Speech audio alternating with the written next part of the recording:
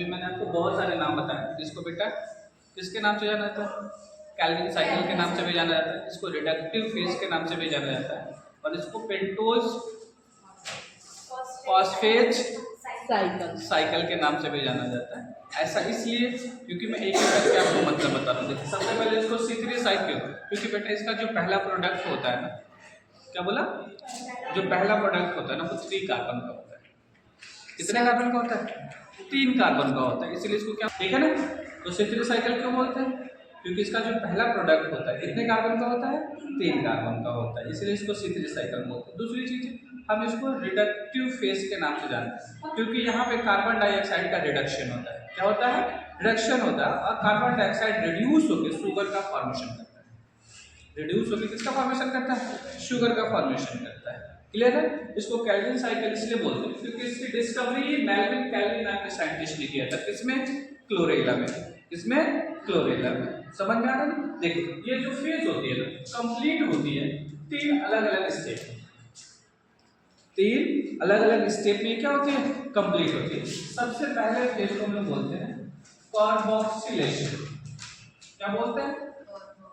Carboxylation. क्या बोलते हैं? कार्बोक्सिलेशन। रिडक्शन। क्या होता है? रिडक्शन। क्या बोला था? रिडक्शन। और तीसरा फेज होता है रीजेनरेशन। क्या होता है? रीजेनरेशन। बोला था कि ये जो C3 साइकिल है ये कंप्लीट कितने फेज में होती है? 3 फेज में। पहला फेज कार्बोक्सिलेशन, दूसरा फेज रिडक्शन, और तीसरा फेज रीजनरेशन। ठीक है ना? अब देखिए बोला गया कि जब भी हम लोग प्लांट की बात करते हैं तो प्लांट के अंदर एक एंजाइम होती है जिसको हम लोग रूबिस्को एंजाइम बोलते हैं। ठीक है ना? थोड़ा सा इधर मैंने क्या बोला? रूबिस्को। ठीक है ना? This is the universal enzyme, जो बोला ना कि प्लांट के अंदर पाई जाती है और मोस्ट अबंडेंट होती है। क्या होती है? मोस्ट अबंडेंट होती है। ठीक है ना? तो बेटा इसके लिए टर्म हम लोग यूज करते हैं RUBP। क्या टर्म यूज करते हैं? RUBP। RUBP का मतलब रिबुलोज बाइफॉस्फेट। क्या बोला? Ribulose biphosphate. मतलब 5 कार्बन का एक शुगर है जिसके पास कितने फॉस्फेट है? 2। कितने फॉस्फेट है? 2। मतलब पेंटोज शुगर 5 कार्बन का एक क्या है? शुगर है जिसके पास कितने फॉस्फेट ग्रुप है? 2 है। That is called RUBP। और इसका काम क्या है बेटा? पहला काम इंडिकेट करता है। क्या करेगा?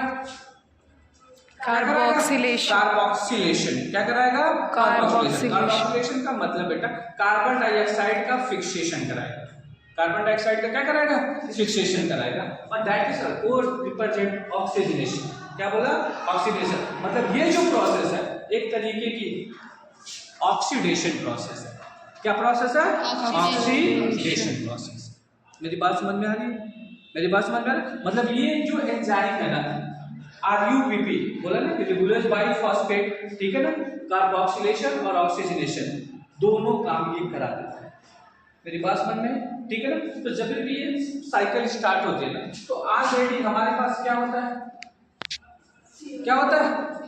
कार्बन डाइऑक्साइड ऑलरेडी होता है, क्योंकि सॉरी स्टोमेटा से इसको हम इनहेल करके रखें। ठीक है ना? और हमें रिक्वायरमेंट किसकी होती है? RUBP। किसकी रिक्वायरमेंट होती है? RUBP। बोला गया ना कि ये जो RUBP है ना बेटा कार्बन डाइऑक्साइड के प्रेजेंस में कन्वर्ट हो जाता है 3PCA में। कितने में? 3PCA। किसके प्रेजेंस में? रूबिस्को एंजाइम के प्रेजेंस में। किसके प्रेजेंस में? रूबिस्को एंजाइम के प्रेजेंस में। किसमें कन्वर्ट हो जाता है? 3PGA। किसमें कन्वर्ट हो रहा है? 3PGA। फुल फॉर्म होता है बेटा 3-फॉस्फोग्लिसरिक एसिड। देखो कोई कोई इसको ग्लिसरिक एसिड बोलता है और कोई कोई इसको ग्लिसरेट भी बोल देता है, कोई बात नहीं। ठीक है ना? फुल फॉर्म क्या होगा? 3-फॉस्फोग्लिसरिक एसिड। मतलब 3 कार्बन का क्या है? कंपाउंड है। ठीक है ना? जिसके किस नंबर पे? तीसरे नंबर पे क्या जुड़ा है? Phosphate group. क्या जुड़ा है? Phosphate group. क्या जुड़ा है? फॉस्फेट ग्रुप जुड़ा है। यहाँ तक मेरी बात समझ में आई। अब देखिए जो 3PG है ना फर्दर कन्वर्ट होता है 1,3 कोई कोई इसको 20 बोलता है PGA और कोई कोई इसको 22 PGA के नाम से भी जानता है। दोनों की मैं बात कर रहा हूँ, ठीक है ना। कोई कोई इसको क्या बोलता है 20 और कोई कोई 22, ठीक है ना। तो आपके नाम से क्या लग रहा है 1,3,20 फास्फोग्लिसरिक एसिड या ग्लिसरेट, मतलब एडिशन ऑफ 1 फास्फेट ग्रुप। यहाँ पे एक अलग से फास्फेट ग्रुप ऐड हो रहा है कि नहीं हो रहा, हो रहा है कि नहीं हो रहा। पहले तीसरे नंबर पे था, अभी तीसरे नंबर और पहले नंबर दोनों पे। समझ में आ रहा है, आ रहा है। तो ये जो फास्फेट ग्रुप है कहां से आएगा, कहां से आएगा। अरे भाई जो पहले हमने एटीपी बनाया था ना, इसी एटीपी से हम क्या लेंगे, एक फास्फेट ग्रुप ले लेंगे। एटीपी का फुल फॉर्म क्या होता है, एडिनोसिन ट्राइफॉस्फेट। ट्राई का मतलब 3 फास्फेट ग्रुप है इसके पास, किसमें कन्वर्ट हो गया डाइफॉस्फेट, मतलब 2। एक फास्फेट गया कहां,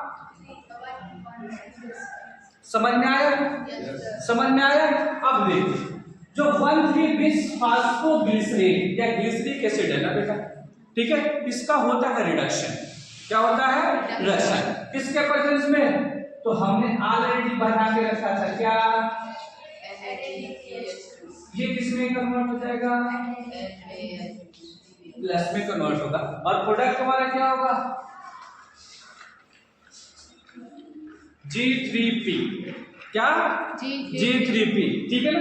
that is called glycerate 3 phosphate. क्या बोला, ग्लिसरेट 3 फॉस्फेट, ग्लिसरेट 3 फॉस्फेट, ठीक है ना। अब ये फेज आपको अपने दिमाग में बैठा कर रखना है, ये फेज आपको अपने दिमाग में क्या करना है, बैठा कर रखना है कि ग्लिसरेट 3 फॉस्फेट या ग्लिसरेट 3 फॉस्फेट जो होता है ना बेटा 2 पार्ट में टूटता है। मतलब जितना भी अमाउंट बनता है ना बेटा, नंबर की मैं बात तो कर नहीं जाऊँ, नंबर की बात किया कि कितने मॉलिक्यूल RuBP का यूज किया, कितने मॉलिक्यूल कार्बन डाइऑक्साइड की बात किया, बिल्कुल मैं इस पे डिस्कशन नहीं कर रहा हूँ, ठीक है।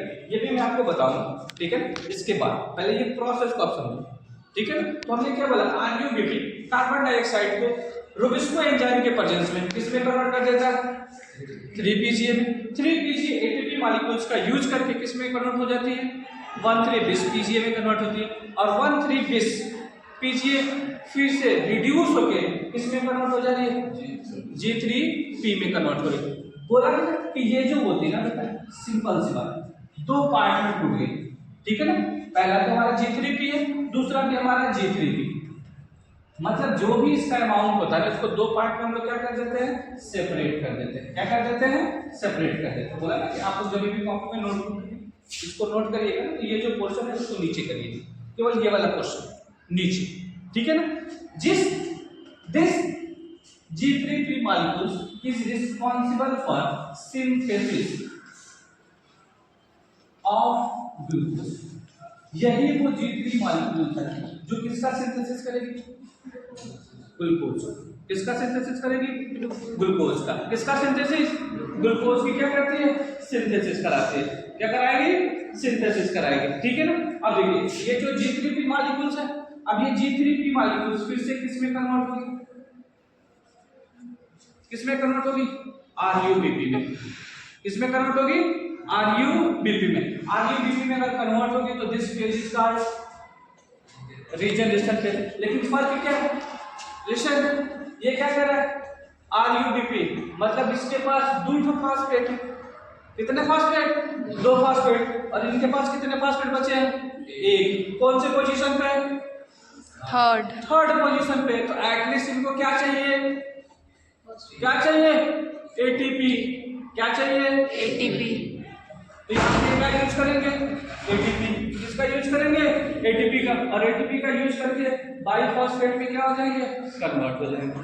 बाइफॉस्फेट में क्या हो गए, कन्वर्ट। मतलब यहाँ पे किसकी जरूरत है, ATP की। और ये ATP किसमें कन्वर्ट होगा, ADP में। इसका मतलब इसको क्या मिल गया, एक फास्फेट, और उस फास्फेट को लेकर के वो फिर से किस में कन्वर्ट हो जाती है, RUBP में कन्वर्ट हो जाती है। समझ में आया ना? तो ये जो स्टेप है ना, this step complete in 3 steps. The first step is called carboxylation, second reduction और थर्ड रीजनरेशन।